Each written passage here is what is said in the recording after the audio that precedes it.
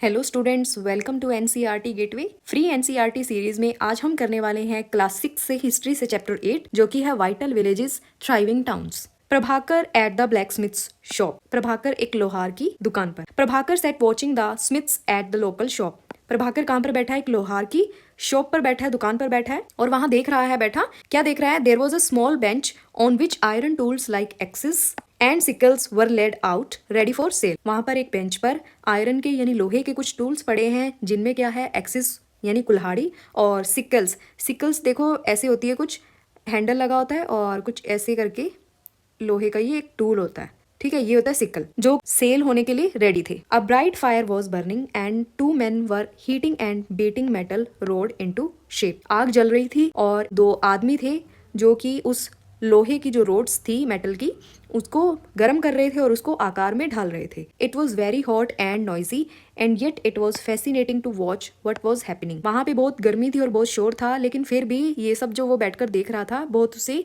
अच्छा लग रहा था, फैसिनेटिंग लग रहा था जो भी ये हो रहा था। Iron tools and agriculture. We often take the use of iron for granted today.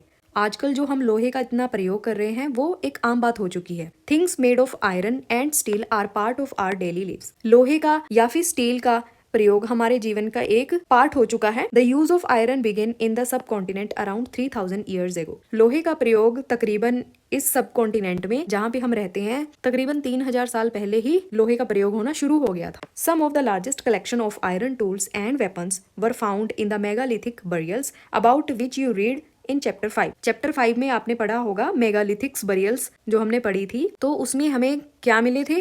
Collections मिली थी लोहे के टूल्स की और वेपन्स की। अराउंड 2500 ईयर्स एगो, तकरीबन 2500 साल पहले, there is evidence for the growing use of iron tools. यानी जो हमें एविडेंसेस मिले हैं लोहे के यूज के वो मिले हैं तकरीबन 2500 साल पहले के। लेकिन जो लोहे का प्रयोग था उसे प्रयोग शुरू होते हुए तकरीबन 3000 साल पहले का समय लगभग लगा हुआ था। These included axis for clearing forest. इनमें क्या थी? कुल्हाड़ियां थी जो परहैप्स वो जंगलों को काटने के लिए, साफ करने के लिए यूज करते होंगे। एंड द आयरन प्लोशेयर, और लोहे के जो हल की फाल होती है ना जिससे जोता जाता है खेत को, तो उसमें वो लोहे का प्रयोग करते होंगे। As we had seen the ploughshare was useful for increasing agricultural production. Chapter 6 में देखिए हमने पढ़ा था कि जब लोहे के प्लोशेयर्स आ गए थे तो जो सख्त से सख्त, कठोर से कठोर मिट्टी थी उसको भी जोता जाने लग गया था और अच्छे से खेती बाड़ी में लोहे के टूल्स यूज होने लग गए, तो एग्रीकल्चरल प्रोडक्शन भी बढ़ा उससे। ठीक है, इंक्रीज हुआ किसे? आयरन प्लोशेयर की वजह से। Other steps to increase production, irrigation. अब प्रोडक्शन को और भी इंक्रीज किया गया। ठीक है, पहले क्या हुआ? लोहे का प्रयोग किया, अब उसमें एक और कदम उठाया गया। कौन सा? इरिगेशन यानी सिंचाई। The kings and kingdoms you have been reading about could not have existed without the support of flourishing villages. जो ये राजा महाराजा थे या उनके राज्य थे, ये बिना फले फूले गांव थे, इनकी सपोर्ट के बिना वो एग्जिस्ट ही नहीं कर पाते। ठीक है, while new tools and the system of transplantation chapter 6 increased production, irrigation was also used। हमने लास्ट चैप्टर में पढ़ा था कि पैडी को अब ट्रांसप्लांटेशन करके लगाया जाने लगा। ट्रांसप्लांटेशन से क्या हुआ कि एग्रीकल्चर प्रोडक्शन हुई। ठीक है, और अब उसको और कैसे इंक्रीज किया गया? इरिगेशन के थ्रू किया गया। ठीक है, पैडी की वैसे भी जो क्रॉप होती है उसको पानी ज्यादा चाहिए होता है। ठीक है, अब उसमें इरिगेशन से और भी ज्यादा प्रोडक्शन इंक्रीज हुआ। Irrigation works that were built during this time included canals, wells, tanks and artificial lakes. अब इरिगेशन के न्यू मेथड इन्होंने यूज़ किए। ठीक है, क्या क्या कदम उठाए?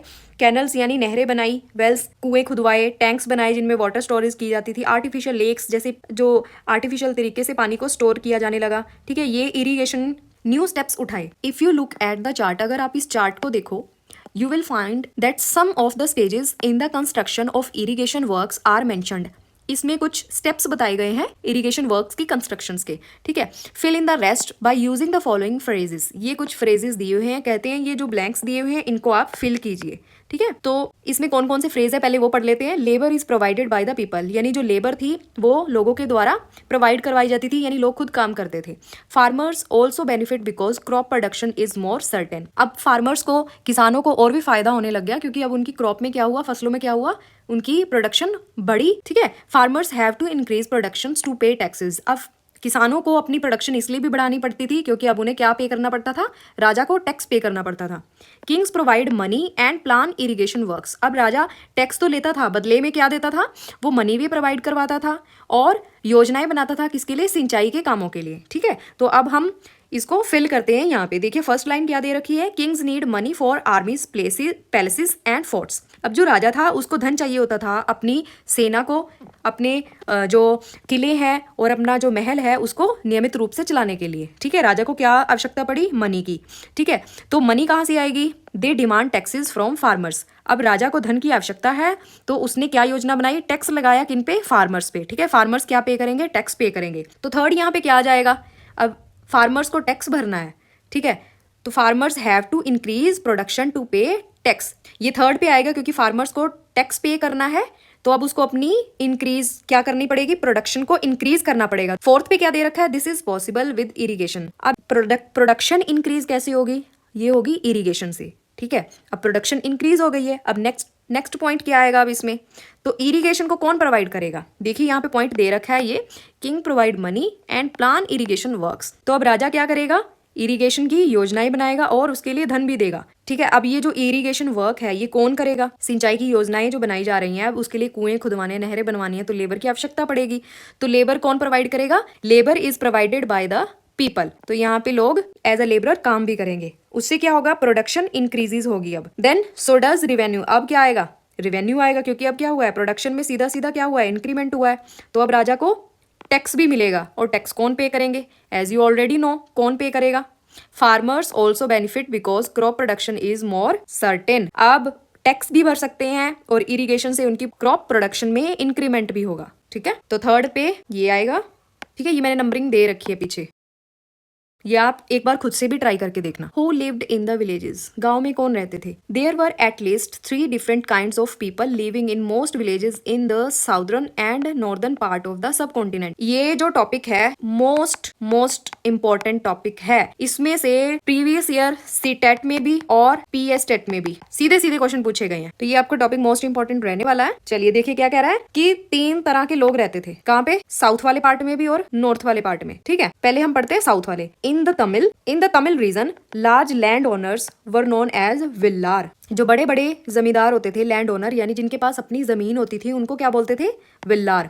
क्या बोलते थे? विल्लार या विल्लालार या vellalar. Ordinary ploughman were known as uzhavar. खेत में हल जोतने वाले उनको बोलते थे uzhavar. And landless labourers including slaves were known kadaisiyar and adimai. ऐसे भी लोग होते थे जिनके पास अपनी जमीन नहीं होती थी, जो एज अ लेबरर काम करते थे या गुलाम की तरह काम करते थे दूसरों के खेतों में, उनको क्या बोला जाता था? कडाईशियार या फिर आडिमाई। ये 2 वर्ड उनके लिए यूज किए गए हैं।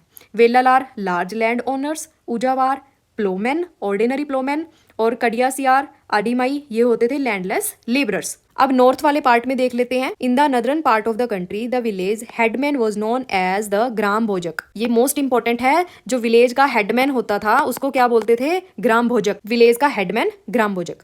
Usually man from the same family held the position for generations. ये जो ग्राम भोजक होते थे यूजुअली अक्सर क्या होते थे? एक ही परिवार से पीढ़ी दर पीढ़ी वो ही आगे ग्राम भोजक बनते रहते थे। In other words the post was hereditary. अगर अलग शब्दों में कहें तो ये पोस्ट कैसी होती थी? वंशानुगत होती थी, यानी एक ही परिवार से पीढ़ी दर पीढ़ी जनरेशन आगे बढ़ती रहती थी इसी पोस्ट के लिए। The grama Bhojak was often the largest land owner. और ये जो ग्राम भोजक होते थे ये कौन होते थे? जिनके पास अपनी जमीन होती थी, लार्जेस्ट लैंड ओनर होते थे ये। जनरली ही हैड स्लेव्स, और उनके पास गुलाम होते थे, दास दासियां होते थे। And hired workers to cultivate the land. और यूजुअली वो क्या करते थे? लोगों को अपने खेतों में काम करने के लिए रखते थे। Besides as he was powerful the king often used him to collect taxes from the village. राजा अक्सर क्या करता था? ये इतने पावरफुल होते थे कि इनको टैक्स कलेक्ट करने के लिए भी गांव में रखा जाता था राजा के द्वारा। He also functioned as a जज एंड समटाइम एज पुलिसमैन। ये जो ग्राम भोजक होते थे ये जज की भूमिका भी निभाते थे और पुलिसमैन की भूमिका भी निभाते थे। यानी अगर मान लो गांव में किसी का झगड़ा हुआ है, 2 ग्रुप में 2 समूह में किसी का झगड़ा हुआ है, तो उसमें फैसला सुनाने का जो जज का काम होता है वो कौन करते थे? यही ग्राम भोजक करते थे। और मान लो किसी को दंड देना हो तो यही पुलिसमैन का काम भी करते थे। ठीक है, apart from gram bhojak there were other independent farmers. इनके अलावा कुछ आजाद किसान भी होते थे जिनको क्या बोला जाता था? गृहपतिस। तो गृहपति कौन होते थे? Independent farmers. ये नॉर्थ वाले पार्ट की बात हो रही है कंट्री की। साउथ की हमने पढ़ ली टर्म्स, अब ये नॉर्थ वाली है। Grihapatis most of them were smaller land owners. अब ये उनसे थोड़े छोटे होते थे लैंड ओनर्स, जिनके पास उन ग्राम भोजक से थोड़ी कम जमीन होती थी, ठीक है। And then there were men and women such as a dasa karmakara who did not own land, who had to earn a living working on the fields owned by other। गृहपति के अलावा और कौन कौन होते थे गांव में? कुछ ऐसे पुरुष, कुछ ऐसी महिलाएं जो दासों का काम करती थी, जिन्हें दासा कर्मकारा बोलते थे, ठीक है। ये कैसे होते थे? इनके पास अपनी लैंड नहीं होती थी, इनको अक्सर दूसरों की जमीन में काम करना पड़ता था। In most villages, there were also some craft person such as the blacksmith। गांव में और भी लोग होते थे जो क्राफ्ट पर्सन होते थे, शिल्पकार होते थे, या फिर ब्लैकस्मिथ होते थे, लोहार होते थे, पोटर होते थे, कारपेंटर एंड वेवर। कारपेंटर जो लकड़ी का काम करते हैं, ठीक है, बढ़ई हो गए। वेवर जो बुनने का काम करते हैं। The earliest Tamil compositions, some of the earliest works in Tamil known as Sangam literature were composed around 2300 years ago. तकरीबन 2300 साल पहले तमिल रीजन में कुछ वर्क्स हुए थे, कुछ लिटरेचर था जिसको क्या बोला गया? संगम लिटरेचर बोला गया, ठीक है। ये कितना पुराना था? 2300 साल पुराना।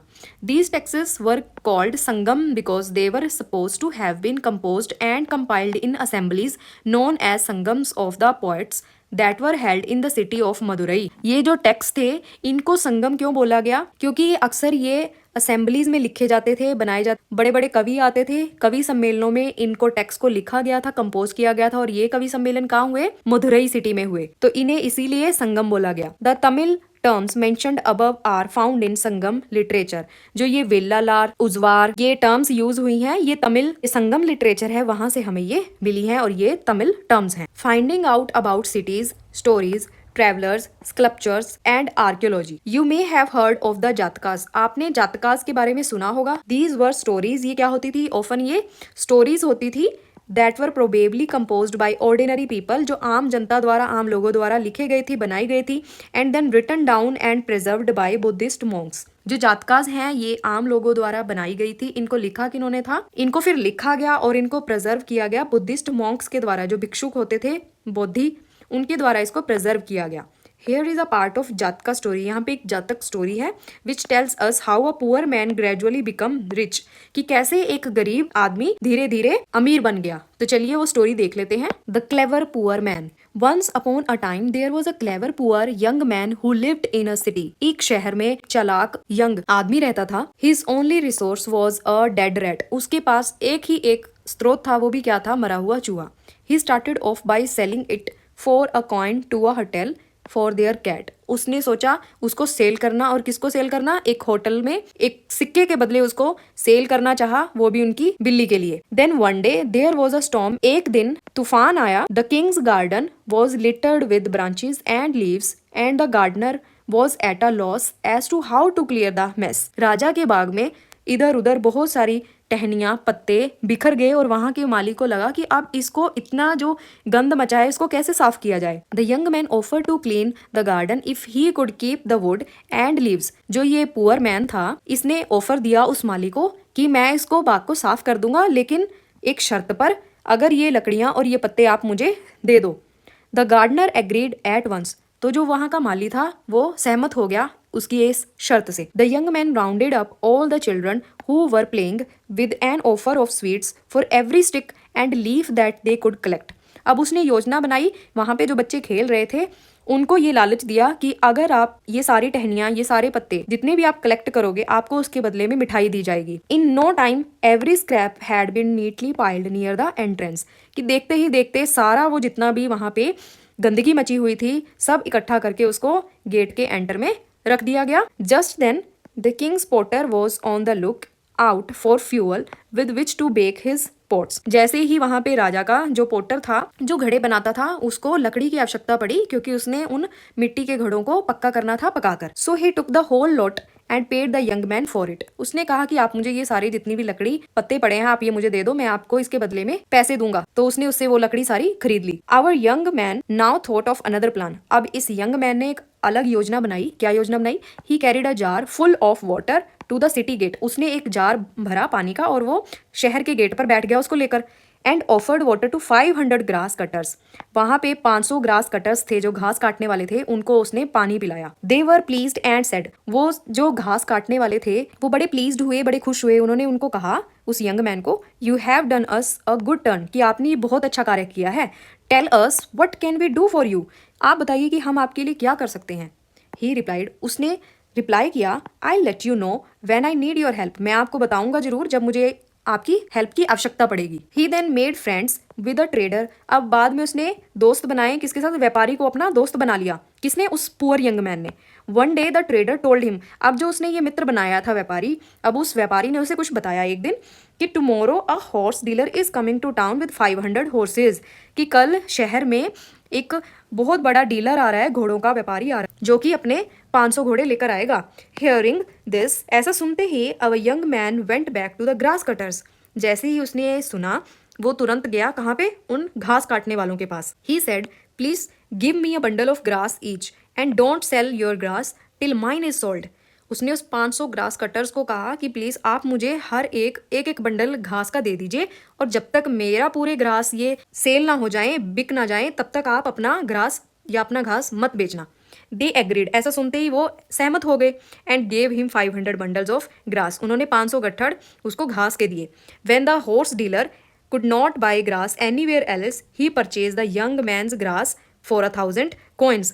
जो हॉर्स डीलर अपने 500 घोड़ों को लेकर अगले दिन टाउन में आया था, अब वो हर एक जगह गया, लेकिन उसको अपने घोड़ों के लिए घास नहीं मिला, क्योंकि उस यंग मैन ने पहले ही कह रखा था कि आप अपना घास मत बेचना जब तक मेरा ना बिक जाए। तो अब वो व्यापारी कहाँ पे आया, इस पुअर मैन के पास आया, और अब इसे घास खरीदा। कितने पैसों के बदले में, 1000 कॉइन्स, यानी 1000 सिक्कों के बदले में उस पुअर मैन से, यंग मैन से घास खरीद लिया। देखो ये कितना क्लेवर था, और ये कैसे योजनाएं बनाकर ग्रेजुअली रिच हो गया। ये एक जातक कथा है जो यहाँ पे दी गई है। We can use other kind of evidence to find out about life in some of these early cities. और भी बहुत सारे हमें एविडेंसेस मिले हैं जिससे हमें इन शहरों से, जो आरंभिक शहर थे, इनमें जीवन के बारे में पता चलता है। तो और क्या क्या चीजें हैं, sculptures, carve scenes depicting people's lives in towns and villages as well as in the forest. जो हमें स्कल्पचर्स मिले हैं, जो कहाँ पे मिले हैं, जो हमें स्कल्पचर्स यानी मूर्तियाँ मिली हैं, ठीक है, उन पे कुछ कुछ सीन्स बने हुए हैं, अर्ली जो लाइफ थी पीपल की सिटी में और विलेजेस में या फिर जंगलों में। तो हमें कहाँ से पता चलता है, जो स्कल्पचर्स पे बनाया गया है, उकेरा गया है। Many of these sculptures were use to decorate railings, pillars and gateways of building. ये मूर्तियाँ, ये स्कल्पचर्स, ये जो आकृतियाँ बनाई गई, कहाँ कहाँ पे बनाई गई हैं, रेलिंग्स को डेकोरेट करने के लिए, पिलर्स को, खंभों को डेकोरेट करने के लिए, या फिर बड़े बड़े गेट्स को, ठीक है, बिल्डिंग के द्वार होते हैं जो, उनको डेकोरेट करने के लिए बनाई गई हैं। That were visited by people, जो अब वहाँ पे जो लोग आए होंगे उनके द्वारा ये स्कल्पचर्स बनाए गए हैं। Many of the cities that developed from about 2500 years ago were capitals of the mahajanapadas that you learned about in chapter 6। बहुत सारे शहर ऐसे विकसित हुए हैं जिनके बारे में आपने चैप्टर 6 में पढ़ा था, जो कि क्या थे, महाजनपदास थे, जो तकरीबन 2500 साल पहले डिवेलप्ड हुए थे। As we had seen some of these cities were surrounded by massive fortification walls. अब हमने उनके बारे में पढ़ा था कि कुछ ऐसी भी सिटीज़ थी, शहर थे, जिनके चारों तरफ क्या थी, फोर्टिफिकेशन की हुई थी, किलेबंदी की हुई थी, बहुत बड़ी बड़ी दीवारों के साथ।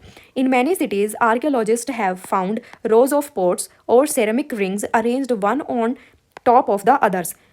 जो पुरातत्वविद हैं उनको कुछ ऐसे शहर भी मिले हैं जिनमें क्या मिले हैं, बड़ी बड़ी रोज़ मिली हैं, किनकी, पोर्ट्स की, और सिरेमिक रिंग्स जो बने हुए हैं, ठीक है, जो एक के ऊपर एक रखकर अरेंज किए गए। जैसे कि इस पिक्चर में देखिए, ये कुछ रिंग्स की फॉर्म में आपको दिखाई दे रहे होंगे, एक के ऊपर एक, ये ठीक है, ये these are known as ring wells. इनको क्या बोला जाता है, रिंग वेल्स बोला जाता है। These seems to have been use as toilet in some cases and as drains and garbage dumps. इनको या तो शौचालय के रूप में यूज़ किया जाता होगा, या फिर कूड़ादान के तरीके से, या ड्रेनेज सिस्टम के में इसको यूज़ किया जाता होगा। These ring wells are usually found in individual houses. और ये रिंग्स घरों में भी मिले हैं, ये जो रिंग वेल हैं ये घरों में भी मिले हैं, आम जो लोग थे उनके घरों में भी ये पाए गए हैं। We have hardly any remains of palaces, markets और of home of ordinary people. मतलब कि अभी हमें कुछ ही रिमेन्स ऐसे मिले हैं महलों के, बाजारों के, या आम लोगों के घरों के।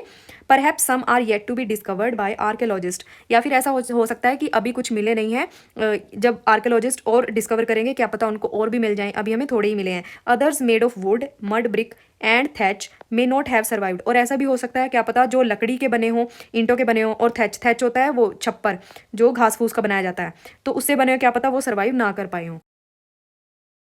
Another way of finding out about early cities is from the accounts of sailors and travelers who visited them. जो और हमें कहाँ से प्राप्त हुई है इनके बारे में नॉलेज कि कुछ सेलर्स आए होंगे, ट्रैवलर जो आए हैं उन्होंने यहाँ पे विजिट किया और उसके बारे में लिखा होगा. One of the most detailed accounts that has been found was by an unknown Greek sailor. एक अननोन ग्रीक सेलर आया. अननोन इसलिए कहा गया क्योंकि उसको कुछ अभी नाम नहीं पता है, तो उससे भी हमें इनके शहरों के बारे में, गाँव के बारे में पता चला है. ही described all the ports he visited. उसने डिस्क्राइब किया जितने भी उसने पोर्ट्स में विजिट किया होगा उस सब के बारे में इस ग्रीक सेलर ने लिखा है. और क्या लिखा है? Find Broach on map 7. कहते हैं ब्रुच, भरूच एक जगह है, उसको आप मैप 7 में देखिए. And then read his description of the city. और फिर उसकी जो ये डिस्क्रिप्शन उसने दी है शहर के बारे में उसको पढ़िए. The story of Barygaza. Barygaza की कहानी. The Greek name for Bharuch. ये भारूच का ग्रीक में नेम है. The gulf is very narrow at Barygaza. जो गल्फ है बैरीगाजा के लिए वो बहुत ही संकरण है, नैरो है. And very hard to navigate for those coming from the sea. जो समुद्र की तरफ से आ रहे हैं उनके लिए नेविगेट करना बहुत ही मुश्किल है. Ships had to be steered in by skilful and experienced local fisherman who were employed by the king. जो शिप्स हैं उनको एक्सपीरियंस और स्किलफुल ही नाविक चला सकते हैं जो कि राजा के द्वारा भेजे गए हैं, जैसे कि local fisherman. The imports into Barygaza were wine, copper, tin, lead, coral, topaz, cloth, gold and silver coin. जो यहाँ पे इम्पोर्ट होती है चीज़ें बैरीगाजा में वो है वाइन, कॉपर यानी तांबा, टिन, लेड शीशा, कोरल, टोपाज ये एक पुखराज है, कपड़े, सोना और चांदी के सिक्के. Exports from the town included plants from the Himalayas, Ivory, agate, carnelian, cotton, silk and perfume. जो यहाँ पे एक्सपोर्ट होती हैं चीज़ें यहाँ से जो जाती हैं वो कौन सी हैं? हिमालय के कुछ पौधे हैं. आइवरी ये हाथी दांत है, ये भी एक तरह का पत्थर है. कार्नेलियन ये भी एक पत्थर है, ये कपास है. सिल्क और कहीं सेंट भी यहाँ से एक्सपोर्ट होते हैं. Special gifts were brought by merchants for the king. जो व्यापारी हैं वो स्पेशल तरह के उपहार राजा के लिए लेकर आते हैं. These included vessels of silver, singing boys, beautiful women, fine wines and fine cloth. राजा के लिए जो चीज़ें लाई जाती हैं उपहार के तौर पर उनमें चांदी के बर्तन होते हैं, गाना गाने वाले कुछ लड़के, कुछ सुंदर स्त्रियाँ और शराब और कुछ अच्छे कपड़े. कॉइन्स सिक्के. You may have noticed how wealth is measured in terms of coins in the story on page 90. Page 90 पर जो आपने स्टोरी पढ़ी है आपने उसमें देखा होगा, नोटिस किया होगा कि जो वेल्थ मेजर की जाती थी वो सिक्कों में की जाती थी. Archaeologist have found several thousands of coins belonging to this period. जो पुरातात्विद हैं उनको इस समय के कई सिक्के मिले हैं, कई हजारों. The earliest coins which were in use for about 500 years were punch mark coin. इनमें से जो कई सिक्के हैं वो तकरीबन 500 साल पहले के पुराने हैं और जिन्हें पंचमार्क कॉइन भी कहा गया है, जो कि पंच करके बनाए गए थे. Such as the one shown below. जैसे कि ये पिक्चर में देखे आप, ये सिक्के दिए गए हैं, ये पंचमार्क वाले हैं. यानी इनको कैसे बनाया जाता था? किसी मेटल को यानी किसी शीट को फ्लैट करके या फिर किसी स्मॉल स्फेरिकल से मेटल के स्फेरिकल पार्ट को कट करके उस पर कुछ लिखा नहीं जाता था, उस पर स्टैम्प किया जाता था किसी सिंबल को, डाई को और पंच को. यहाँ पे जैसे ये जो दिख रहा है ना, यहाँ पे कोई आकृति बनी हुई है, ये सभी क्या है? स्टैम्प करके बनाया गया है. ये पंच करके बनाए गए कॉइन्स हैं. ठीक है, इन्हें बोलते हैं पंचमार्क कॉइन्स. चलिए आगे बढ़ते हैं. Other means of exchange. अब केवल सिक्कों के द्वारा ही लेन देन नहीं होता था, और भी कई तरीके थे. आइए जानते हैं कौन कौन से थे. Read this short poem from the Sangam collection. ये जो पोएम है ये संगम कलेक्शन से ली गई है. As they carry the white paddy of their land. वो अपने जमीन की, अपनी खेतों की वाइट पैडी लेकर जाते थे. To exchange it for the salt of another. उसके साथ वो एक्सचेंज करके क्या खरीदना चाहते थे? नमक खरीदना चाहते थे. Crossing the long roads in carts. अपने बैलगाड़ियों पर लाद कर इस वाइट पैडी को वो दूर तक लेकर जाते थे. Through sands white as moonlight. रस्ते में रेत भी पड़ता था जो इतना सफ़ेद था जैसे कि चांद की रोशनी होती है. Taking whole families who hate to be left behind. ये जो व्यापारी जाते थे नमक खरीदने के लिए, ये अपने परिवार को साथ लेकर जाते थे क्योंकि इन्हें अपने परिवार को पीछे अकेला छोड़ना अच्छा नहीं लगता था. The departure of the salt merchants leaves the city empty. और जब ये मर्चेंट्स जाते थे तो पूरा शहर खाली हो जाता था. मानो ऐसे लगता है कि पूरा शहर ही खाली हो गया हो और साथ लेकर चले गए हों. Salt was produced plentifully along the sea coast. तो भारी मात्रा में नमक का जो उत्पादन होता था वो कहाँ होता था? सी कोस्ट पर, यानी समुद्र के किनारे. What are the merchants planning to exchange it with. तो ये जो व्यापारी हैं ये क्या एक्सचेंज करना चाहते होंगे? ये किस चीज को खरीदने के लिए, एक्सचेंज करने के लिए उन्होंने योजना बनाई? तो ये क्या करते थे? सॉल्ट को खरीदना चाहते थे. How are they travelling. वो कैसे ट्रेवल करते थे? थ्रू देयर कार्ट्स ट्रेवल करते थे और लॉन्ग रूट्स पे जाते थे. Cities with many functions. शहर और उनमें बहुत सारे functions. Very often a single town was important for a variety of reason. ऐसा अक्सर होता था कि एक सिंगल टाउन ही बहुत सारी वेराइटीज के लिए जाना जाता था. Let us look at the example of Mathura. हम आगे पढ़ेंगे मथुरा के बारे में. Mathura has been an important settlement for more than 2500 years. जो मथुरा था वो बहुत ही इंपॉर्टेंट था सेटलमेंट के लिए 2500 साल पहले. It was important because it was located at the cross road of two major routes of travel and trade from the north west to the east and from north to south. ये इसीलिए इतना important था क्योंकि यहाँ से cross road थे दो major roots के लिए, ट्रैवल के लिए और व्यापार के लिए. तो एक तो था नॉर्थ वेस्ट से ईस्ट की तरफ और दूसरा था नॉर्थ से साउथ की तरफ. There were fortifications around the city, और सिटी के चारों तरफ क्या था, किलेबंदी and several shrines. Farmers and herders from adjoining areas provided food for people in the city. शहर में जो लोग थे उनके लिए किसान और चराहे भोजन की व्यवस्था करते थे. Mathura was also a centre where some extremely fine sculptures was produced. Mathura और किसके लिए भी मशहूर था, ये आर्ट के लिए था. यहाँ पे मूर्तियाँ बनाई जाती थी बहुत अच्छी अच्छी. Around 2000 years ago Mathura became the second capital of the Kushans. तकरीबन 2000 साल पहले मथुरा कैपिटल बना, राजधानी बना किनकी, कुशान्स की. About whom you will be read in chapter 10, जिसके बारे में आप आगे आने वाले चैप्टर में पढ़ोगे. Mathura was also a religious centre, ये एक धार्मिक केंद्र भी था. देयर वर बुद्धिस्ट मोनेस्ट्रीज, यहाँ पे बुद्ध की मोनेस्ट्रीज हैं, जैन श्राइन्स हैं. And it was an important centre for the worship of Krishna. यहाँ पे जो मेन गॉड जिसकी पूजा की जाती है भगवान की, किसके लिए मशहूर है, कृष्ण भगवान जी के लिए. Several inscriptions on surface such as stone slabs and statues have been found in Mathura. Mathura से क्या क्या मिला है, बहुत सारी इंस्क्रिप्शंस मिली हैं. किसके सरफेस पर, पत्थर की जो बड़ी बड़ी स्लेब्स हैं उन पर, कुछ मूर्तियों पर. ये कहाँ से मिली हैं, मेनली मथुरा से. Generally these are short inscriptions. ये क्या है, छोटी छोटी इंस्क्रिप्शंस हैं. Recording gift made by men, जो कि क्या रिकॉर्ड रखती हैं, उपहारों का जो किन्होंने बनाए हैं, पुरुषों ने, एंड समटाइम्स वुमेन, जो कई औरतों ने भी बनाए हैं, टू मोनेस्ट्रीज एंड श्राइन्स. किन के लिए, मोनेस्ट्रीज के लिए और श्राइन्स के लिए. These were made by Kings and queen's. इन्हें राजा और रानियों द्वारा भी बनाया गया. Officers, merchants and crafts person who lived in the city. शहर में रहने वाले राजा, रानी, कुछ अधिकारी, व्यापारी और शिल्पकारों द्वारा भी इसे बनाया गया. For instance inscriptions from Mathura mention goldsmiths, blacksmiths, weaver, basket maker, garland maker, perfumers. इनमें किन किन के बारे में है, इंस्क्रिप्शंस में किन की जानकारी मिलती है, कुछ सुनार हैं, लोहार हैं, कुछ बुनने वाले हैं और कुछ बास्केट मेकर यानी टोकरियां बनाने वाले हैं, मालाएं बनाने वाले हैं और कुछ सेंट बनाने वाले हैं. Make a list of the occupations of people. कहते हैं उन लोगों के काम काज के बारे में आप लिस्ट बनाइए. हु लिव्ड इन मथुरा, जो मथुरा शहर में रहते थे. तो इनमें आपको अभी पता चला, गोल्ड स्मिथ थे, ब्लैक स्मिथ थे, वेबर थे, बास्केट मेकर थे, कुछ गार्लैंड मेकर थे. ठीक है. List one occupation that was not practised in Harappan city. जो हड़प्पा सभ्यता में, हड़प्पा शहरों में जिस कामकाज के बारे में, ऑक्यूपेशन के बारे में प्रैक्टिस नहीं थी, उनको पता नहीं था, कहते हैं उसकी लिस्ट भी बनाएं. Crafts and craft person. अब क्राफ्ट के बारे में है और क्राफ्ट पर्सन्स के बारे में यहाँ पे कुछ डाटा मिला हुआ है. We have also archaeological evidences for crafts. हमें किनके और एविडेंसेस मिले हैं, क्राफ्ट्स के भी मिले हैं. दीज इंक्लूड एक्सट्रीमली फाइन पोटरी, जिनमें क्या है, फाइन पोटरी है, मिट्टी के बने हुए pots, known as the northern black polish ware, जिनको क्या बोला गया है, northern black polish ware. It gets its name from the fact that it is generally found in the northern part of the subcontinent. इस उपमहाद्वीप के ये north वाले पार्ट से हमें ये पोर्ट्स मिले हैं, इसी वजह से इनका नाम क्या पड़ा है, नदरन ब्लैक पॉलिश्ड वेयर. ये मोस्ट इंपॉर्टेंट है आपका, ये क्वेश्चन पहले भी एग्जाम में आया हुआ है. ठीक है. Remember that the archaeological evidence for many crafts may not have survived. We know from text that the manufacture of cloth was important. हमने कुछ ऐसे टेक्स्ट के बारे में देखा है कि जिनमें कपड़े के उत्पादन के बारे में भी था. There were famous centres such as Varanasi in the north. इनमें जो नॉर्थ में था वो कौन सा था, वाराणसी था, फेमस केंद्र था.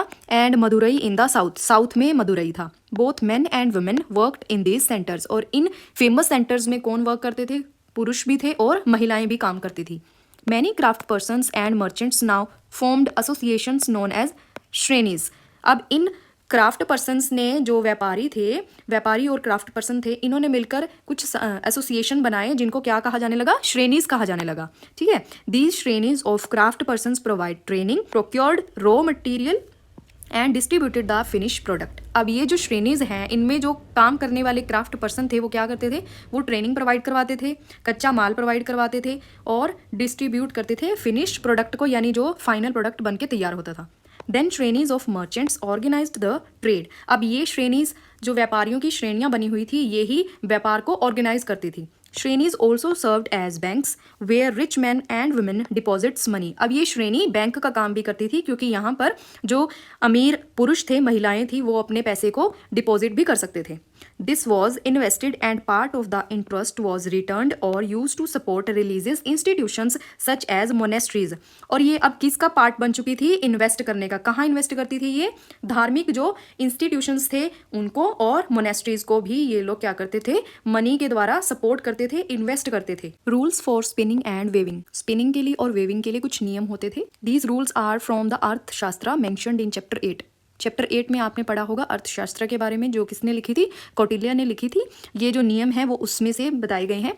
दे described how spinning and weaving could be done in workshops under the supervision of special officials. ये कहते हैं विशेष अधिकारियों की देखरेख में कैसे कारखानों में काम होता था स्पिनिंग का और वेविंग का.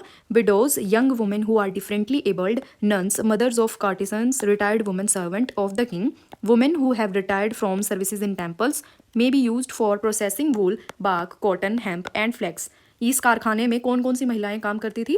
कुछ विधवाएं, नौजवान, दिव्यांग जिन्हें बोला जाता है, नन्स जो भिक्षा मांगती थी, मदर्स ऑफ कार्टिसंस यानी वेश्याओं की माता, और कुछ ऐसी रिटायर्ड स्त्रियां होती थी जो राजा के कामों से रिटायर हुई हुई थी. Women who have retired from services in temple, जो मंदिरों के काम से भी रिटायर्ड थी, उनको काम पे लगाया जाता था. या तो वो क्या प्रोसेस करती थी?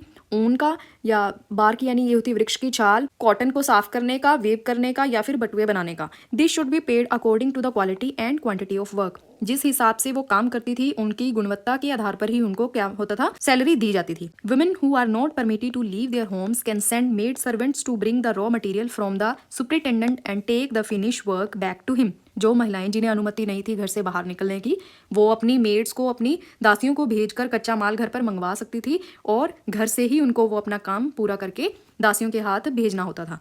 Women who can visit the workshop should go at dawn to give their work and receive their wages. ऐसी महिलाएं जो घर से काम करती थी उनको फिनिश प्रोडक्ट को या अपने काम को खत्म करके शाम होने से पहले भिजवानी पड़ती थी और उसके बदले में उन्हें उनका वेज भी मिलता था.